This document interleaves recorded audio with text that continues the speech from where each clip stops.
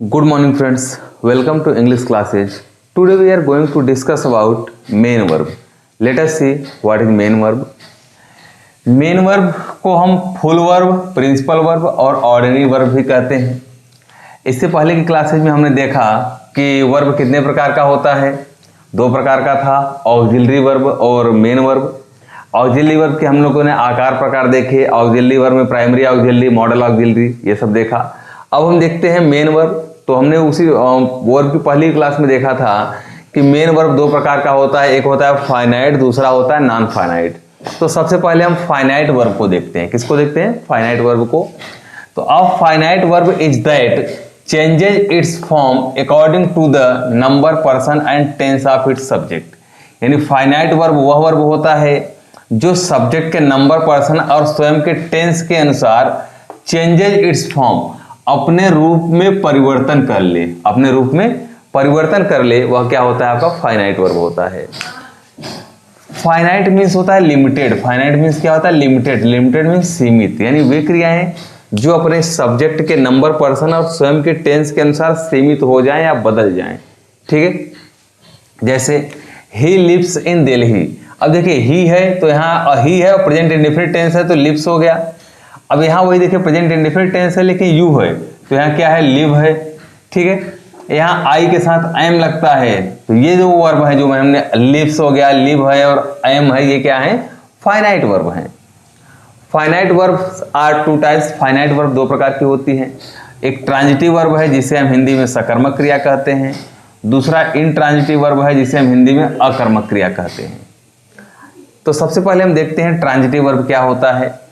A transitive verb is a verb that denotes an action which passes over from the subject to an object। यानी transitive verb वह verb होता है जिसका असर, जिसका प्रभाव सब्जेक्ट के अलावा ऑब्जेक्ट पर भी पड़ता है। यानी सब्जेक्ट से होते हुए जिसका प्रभाव ऑब्जेक्ट पर भी पड़े, वह क्या कहलाता है? आपका फाइनाइट वर्ब, ट्रांजिटिव वर्ब कहलाता है। क्या कहलाता है? ट्रांजिटिव वर्ब कहलाता है। यदि सेंटेंस की वर्ब में व्हाट या हुम मीन्स किसी या किसको का प्रश्न करने पर उत्तर मिलता है तो जो उत्तर मिलता है वह ऑब्जेक्ट होता है और वह जो वर्ब होती है वह क्या होता है? ट्रांजिटिव वर्ब होता है। जैसे हम इसी का एग्जांपल देखते हैं, ही लिव्स इन दिल्ली। ठीक है, आगे देखते हैं हम। Transitive verb are two types. Transitive verb दो प्रकार के होते हैं। एक है मोनो ट्रांजिटिव, दूसरा है डाई ट्रांजिटिव। तो मोनो ट्रांजिटिव क्या होता है? अधिकांश वर्ब के साथ केवल एक ही ऑब्जेक्ट आता है। मोनो मीन्स होता है सिंगल, यानी ऐसे वर्ब जिनके साथ एक ही ऑब्जेक्ट का प्रयोग किया जाए वे मोनो ट्रांजिटिव वर्ब कहलाते हैं। जैसे he reads a book. He reads a book, वह एक किताब पढ़ता है। क्या पढ़ता है? किताब पढ़ता है। यानी अगर हम वर्ब में क्या का प्रश्न करें, व्हाट का प्रश्न करें, तो जो उत्तर हमें मिलेगा वह क्या हो जाएगा? मोनो ट्रांजिटिव या फिर ऑब्जेक्ट हो जाएगा। मोनो ट्रांजिटिव वर्ब तो हमारा रीड हो जाएगा और जो आंसर मिलेगा वह क्या हो जाएगा? वर्ब हो जाएगा। सी एट मैंगो, वह आम खाती है। यहाँ भी एक ही ऑब्जेक्ट है। वह आम खाती थी, यह भी एक ऑब्जेक्ट है, यानी एक ही ऑब्जेक्ट हुआ इसमें। They have broken the window, उन्होंने खिड़की तोड़ दिया है। उन्होंने खिड़की तोड़ दिया है तो यहाँ पर भी एक ही ऑब्जेक्ट है। क्या है? विंडो। अगला है ड्राई ट्रांजिटिव वर्ब। कुछ ट्रांजिटिव वर्ब ऐसे हैं जिनके दो ऑब्जेक्ट होते हैं, इन्हें ड्राई ट्रांजिटिव वर्ब कहते हैं। जैसे the teacher told us a story. अब टोल्ड क्या है? वर्ब है। अब इसमें देखिए दो ऑब्जेक्ट आया है, एक है अस, दूसरा क्या है? A story. तो टीचर ने हमें बताया या कहा। क्या कहा? हमें कहा। किसे कहा? हमें कहा। क्या कहा? एक कहानी। तो यहाँ दो ऑब्जेक्ट हैं। ठीक है, I offered him some money, हमने उन्हें ऑफर किया। हिम माने उसे क्या ऑफर किया? Some money, some money. तो देखिए इस ऑफर नामक वर्ब के भी दो ऑब्जेक्ट हैं, एक हिम है, दूसरा सम मनी है। यहाँ टोल्ड के दो ऑब्जेक्ट हैं, एक अस है और एक स्टोरी है। जो ऑब्जेक्ट वस्तु के लिए आता है उसे डायरेक्ट ऑब्जेक्ट कहते हैं। जैसे अ स्टोरी क्या है? हमारा डायरेक्ट ऑब्जेक्ट हुआ है, यहाँ पे इस वाक्य में सम मनी हो गया। जो ऑब्जेक्ट व्यक्त के लिए आता है उसे इनडायरेक्ट ऑब्जेक्ट कहते हैं। जैसे इस वाक्य में अस है और इसमें हो गया हिम। ठीक है, कुछ वर्ब्स के बाद ऐसे ऑब्जेक्ट का प्रयोग होता है जो अर्थ में वर्ब के समान होते हैं। ऐसे ऑब्जेक्ट को कॉग्नेट ऑब्जेक्ट कहते हैं। जैसे he died a glorious death, वह एक शानदार मृत्यु मरा, तो यहाँ डाइड वर्ब हुआ और डेथ क्या है, इसी से रिलेटेड है, इसलिए यह कॉग्नेट ऑब्जेक्ट हुआ डेथ आपका। सी ड्रीम्ड अ स्ट्रेंज ड्रीम, उसने एक अजीब सपना देखा है, विचित्र सपना देखा। तो यहाँ ड्रीम जो है आपका क्या हुआ, ऑब्जेक्ट है। और कैसा ऑब्जेक्ट है, कॉग्नेट ऑब्जेक्ट है, क्योंकि ड्रीम की तरह लग रहा है। ठीक है, इंट्रांजिटिव वर्ब। अब हम देखते हैं इंट्रांजिटिव वर्ब क्या होता है। An intransitive verb is a verb that denotes an action which does not pass over to an object, यानी वे वर्ब जिनका प्रभाव सब्जेक्ट के अलावा ऑब्जेक्ट पर नहीं पड़ता है, यानी ऐसी क्रियाएं जिनका प्रभाव सिर्फ और सिर्फ सब्जेक्ट पर पड़ता है, वे क्या कहलाते हैं, इंट्रांजिटिव वर्ब या अकर्मक क्रिया कहलाते हैं। अर्थात हम कह सकते हैं उनके लिए ऑब्जेक्ट की जरूरत नहीं पड़ती, यानी वे बिना ऑब्जेक्ट के प्रयोग किए जाते हैं। जैसे द सन शाइन्स, सूरज चमकता है। द गर्ल स्माइल्ड, लड़की मुस्कुराई। Ram is sleeping there, Ram वहाँ सो रहा है। तो इसमें इन वर्ब्स में ऑब्जेक्ट की जरूरत नहीं है, इनका सेंस, इनका अर्थ जो है अपने आप में ही कंप्लीट है, अपने आप में ही कंप्लीट है विदाउट ऑब्जेक्ट। कुछ ऐसे वर्ब हैं जिनका प्रयोग ट्रांजिटिव और इंट्रांजिटिव दोनों तरीके से किया जाता है। जैसे राम रिंग्स द बेल, अब यहाँ पे आप रिंग्स माने होता है बजाना, राम घंटी बजाता है, तो यहाँ रिंग्स जो है इसके लिए ऑब्जेक्ट की जरूरत पड़ी है, क्या बजाता है, घंटी बजाता है। लेकिन यहाँ पे द बेल रैंग लाउडली, घंटी तेजी से बोली है, तो लाउडली जो है एडवर्ब है, तो यहाँ पर हमें क्या है, ऑब्जेक्ट की जरूरत नहीं पड़ी। The driver stop the train, driver ने ट्रेन को रोक दिया। स्टॉप्ड वर्ब है, क्या रोका, ट्रेन को रोका, यहाँ ऑब्जेक्ट की जरूरत पड़ी। लेकिन the train stopped suddenly, train अचानक रुक गई, यहाँ पे स्टॉप्ड के लिए किसी भी ऑब्जेक्ट की जरूरत नहीं पड़ी, यानी बिना ऑब्जेक्ट के ही उसका अर्थ कंप्लीट है। The horse kicked the man, घोड़े ने आदमी को लात मारी। दिस हॉर्स नेवर किक्स, यह घोड़ा कभी लात नहीं मारता है। तो यहाँ का जो किक है वो किक वर्ब है, इसके लिए ऑब्जेक्ट की जरूरत नहीं पड़ी, लेकिन यहाँ किक के लिए द मैन यानी ऑब्जेक्ट की जरूरत पड़ी है। अब हम देखते हैं नॉन फाइनाइट वर्ब्स क्या होते हैं। Non finite verbs, a non finite verb is that does not change its form according to the number, person and tense of its subject, यानी नॉन फाइनाइट वर्ब वे वर्ब होते हैं जो अब subject के नंबर, पर्सन और tense के अनुसार डज नॉट चेंज नहीं होते हैं, वे नॉन फाइनाइट वर्ब कहलाते हैं। जैसे वी ईट टू लिव, ये टू लिव आपका क्या है, नॉन फाइनाइट वर्ब है। अब देखेंगे यहाँ सब्जेक्ट हमारा वी है, प्लूरल नंबर का है, ठीक है, तो वर्ब क्या है, ईट आया है, लेकिन जो मेन वर्ब और जो नॉन फाइनाइट वर्ब है वह टू लिव है। ही ईट्स टू लिव, यहाँ पर भी टू लिव है, यहाँ सब्जेक्ट बदलने पर भी टू लिव में कोई चेंज नहीं हुआ। दे एट टू लिव यहाँ भी नॉन फाइनाइट वर्ब है। अब यहाँ टेंस भी बदल गया, तब भी उस पर कोई असर नहीं पड़ा, यानी जो टू लिव नामक वर्ब है या टू लिव जो है, यह सब्जेक्ट के नंबर, पर्सन या टेंस के अनुसार चेंज नहीं हुआ। Non finite verbs are three types, non finite verb तीन प्रकार के होते हैं। पहला है इन्फिनेटिव, जिसे हिंदी में हम क्रियार्थक संज्ञा कहते हैं। यह बनता कैसे है, टू प्लस वर्ब की फर्स्ट फॉर्म, यानी वर्ब की फर्स्ट फॉर्म के पहले टू लगाने से इन्फिनेटिव बनता है। दूसरा है हमारा जिरंड, जिसे हम क्या बोलते हैं, जिरंड को क्या बोलते हैं, क्रियावाचक संज्ञा। इसमें क्या होता है, वर्ब की फर्स्ट फॉर्म में आईएनजी जोड़ने से जिरंड बनता है। नेक्स्ट हमारा है पार्टिसिपल, पार्टिसिपल की हिंदी होती है कृदंत। यह भी तीन प्रकार का होता है। पहला होता है प्रेजेंट पार्टिसिपल, जिसमें वर्ब की फर्स्ट फॉर्म में आईएनजी जोड़ने से बनता है। दूसरा है पास्ट पार्टिसिपल, जो वर्ब की थर्ड फॉर्म होता है।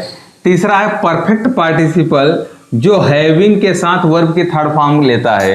ठीक है, तो ये हमारे नॉन फाइनाइट के प्रकार हुए। अभी जो नॉन फाइनाइट वर्ब्स हैं, जो हमारे नॉन फाइनाइट वर्ब हैं, इन्हें डबल पार्ट्स ऑफ स्पीच भी कहते हैं। क्या कहते हैं, डबल पार्ट्स ऑफ स्पीच। क्यों कहते हैं कि जैसे इन्फिनेटिव हुआ टू प्लस वर्ब की फर्स्ट फॉर्म, ये नाउन के रूप में भी काम करता है और वर्ब के रूप में भी काम करता है। जो जिरंड है यह भी वर्ब के रूप में भी काम करता है और नाउन के रूप में भी काम करता है, यानी दो काम कर रहा है। ये जो पार्टिसिपल है, पार्टिसिपल में आप देखोगे तो जो प्रेजेंट पार्टिसिपल ये वर्ब के रूप में काम करता है और एडजेक्टिव के रूप में काम करता है। ये वर्ब की थर्ड फॉर्म जो है ये एडजेक्टिव के रूप में भी काम करता है, वर्ब के रूप में भी काम करता है।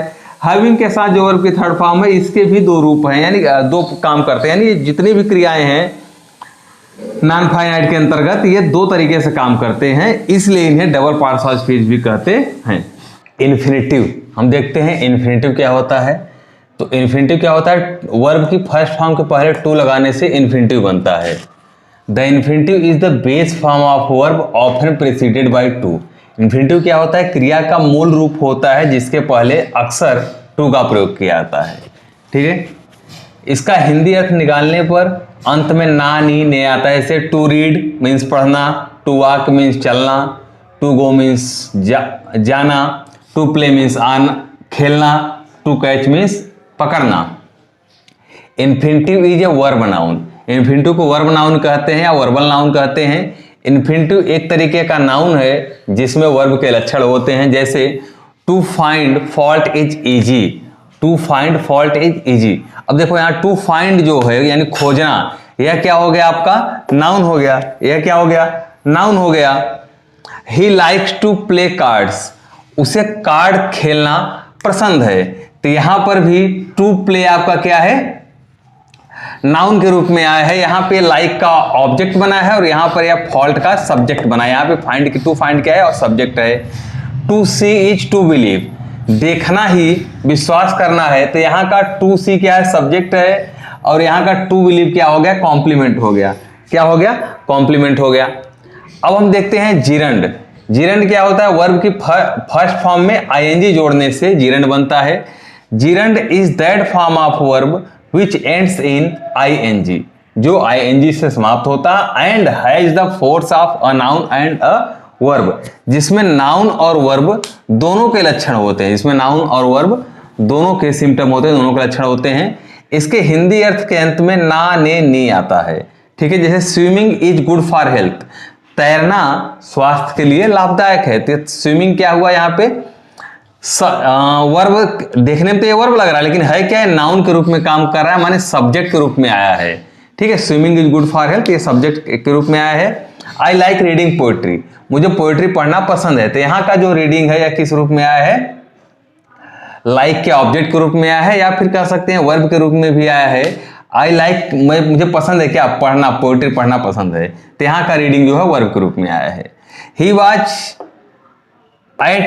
वॉज गुड एट प्लेइंग, वह प्लेइंग हॉकी, वह हॉकी खेलने में अच्छा है। तो यहाँ का भी जो प्लेइंग है यह किस रूप में आया है, वर्ब के रूप में आया है। ठीक है, अगला है पार्टिसिपल। पार्टिसिपल क्या होता है, a participle is that form of verb which partake of the nature of a verb and an adjective. यानी पार्टिसिपल क्या होता है, जिसमें वर्ब एड और एडजेक्टिव दोनों के लक्षण होते हैं, दोनों नेचर में होते हैं। वर्ब और एडजेक्टिव दोनों तरीके से काम करते हैं, इसलिए इन्हें वर्बल एडजेक्टिव भी कहते हैं। इसलिए इन्हें क्या बोलते हैं, वर्बल एडजेक्टिव भी बोलते हैं। Participles are three types, participle तीन प्रकार के होते हैं, present participle, past participle, perfect participle. देखते हैं प्रेजेंट पार्टिसिपल क्या होता है। वर्ब की फर्स्ट फॉर्म में आईएनजी जोड़ने से प्रेजेंट पार्टिसिपल बनता है। यह वर्ब और एडजेक्टिव दोनों तरीके से कार्य करता है। जैसे Mohan is running, Mohan is running, तो यहाँ पे रनिंग क्या है, मेन वर्ब के रूप में है, मुख्य क्रिया के रूप में आए। जितने भी आपके कॉन्टिन्यूअस के टेंस हैं, जैसे present continuous, past continuous, present future continuous, इस तरीके से present perfect continuous, past perfect continuous और फ्यूचर परफेक्ट कॉन्टिन्यूअस, इन सब में प्रेजेंट पार्टिसिपल का प्रयोग मेन वर्ब के रूप में किया जाता है। यानी जितने कॉन्टिन्यूअस वाले हैं सब में मेन वर्ब के रूप में प्रेजेंट पार्टिसिपल का प्रयोग होता है। ठीक है, अब प्रेजेंट पार्टिसिपल का प्रयोग आपने देखा कि एडजेक्टिव के रूप में भी होता है। जैसे अ रोलिंग स्टोन गैदर नो मास, रोलिंग मीन्स होता है लुढ़कना, लुढ़कते हुए पत्थर में काई नहीं जमती, लुढ़कते हुए पत्थर में काई नहीं जमती। तो किस तरीके के पत्थर में, लुढ़कते हुए। तो यहाँ पे रोलिंग क्या है, एडजेक्टिव है। क्या है, एडजेक्टिव है। नेक्स्ट हमारा है पास्ट पार्टिसिपल। वर्ब की थर्ड फॉर्म पास्ट पार्टिसिपल कहलाता है। यह वर्ब और एडजेक्टिव दोनों तरीके से काम करता है। They have completed their work, अब कंप्लीटेड क्या है, वर्ब की थर्ड फॉर्म है, तो यहाँ पे वर्ब मेन वर्ब के रूप में आया है। जितने भी परफेक्ट टेंस यानी प्रेजेंट परफेक्ट, पास्ट परफेक्ट और फ्यूचर परफेक्ट, सब में मेन वर्ब के रूप में पास्ट पार्टिसिपल का प्रयोग किया जाता है। अब हमने देखा कि यह एडजेक्टिव के रूप में भी काम करता है। तो जैसे a burnt child dreads the fire. एक जला हुआ बच्चा, यानी जो बच्चा आग से जल जाता है वह आग से हमेशा डरता है। तो बर्nt क्या है, एडजेक्टिव है, किसकी विशेषता बता रहा है, चाइल्ड की। कैसा बच्चा है, जला हुआ बच्चा जो आग से जल गया है, ठीक है। परफेक्ट पार्टिसिपल, हैविंग के साथ वर्ब की थर्ड फॉर्म का प्रयोग करने से परफेक्ट पार्टिसिपल बनता है। हिंदी अर्थ के अंत में इसके बाद या पश्चात आता है। यह क्या करता है, जनरली जोड़ने का काम करता है। तो दो क्लाजेज को जोड़ता है या दो सेंटेंसेस को जोड़ता है। जैसे having written a letter he posted it, पत्र लिखने के बाद उसने उसे पोस्ट किया। तो हैविंग रिटन अ लेटर, पत्र लिखने के बाद, यहां पे बाद का अर्थ दे रहा है। The task having been done they went away, task माने बातचीत, बातचीत समाप्त होने के बाद, हैविंग बीन डन ये परफेक्ट पार्टिसिपल के पैसिव वॉइस में है। तो the task having been done, बातचीत समाप्त होने के बाद दे वेंट होम, वे घर चले गए, ठीक है।